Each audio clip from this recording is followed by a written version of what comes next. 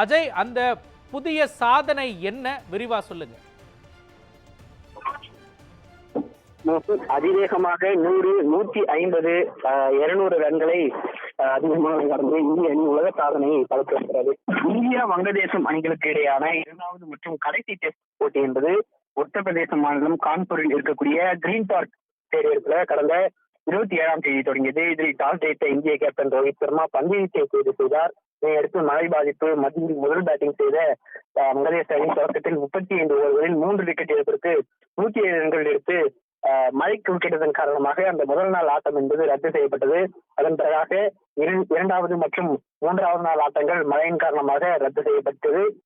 இதனையடுத்து 4வது நாள் ஆட்டம் என்பது இன்று நடைபெற்று வருகிறது. இதனைத் தொடர்ந்து பேட்டிங் செய்த வங்காளதேசம் முதல் இன்னிங்ஸில் 233 ரன்கள் ஆல் அவுட் ஆனது. அதிகபட்சமாக மொயினுல் 107 ரன்கள் குவித்திருந்தார். இந்தியா தரப்பில் அதிகபட்சமாக 3 விக்கெட் வீழ்க்கப்பட்டிருந்தது. இதன் பின்னர் முதல் இன்னிங்ஸை தொடங்கிய இந்திய அணி ஆரம்பம் முதலே அதிரடியில் களமிறங்கியது. முதல் 3 ஓவர்களில் இந்தியா 50 ரன்களை கடந்திருந்தது. அதிரடியாக ஆடிய இந்தியா டெஸ்ட் வரலாற்றிலேயே அதிவேகமாக 50, அதாவது 3 ஓவர்களில் 50 ரன்கள் கடந்து உலக சாதனையை படைத்தது. அதனைத் தொடர்ந்துதான் 10வது ஓவரில், அதாவது 10.1 ஓவர் இருக்கும்போது 100 ரன்களை கடந்தது. 18.2 ஓவர்கள் இருந்தபோது 150 ரன்கள் கடந்தது.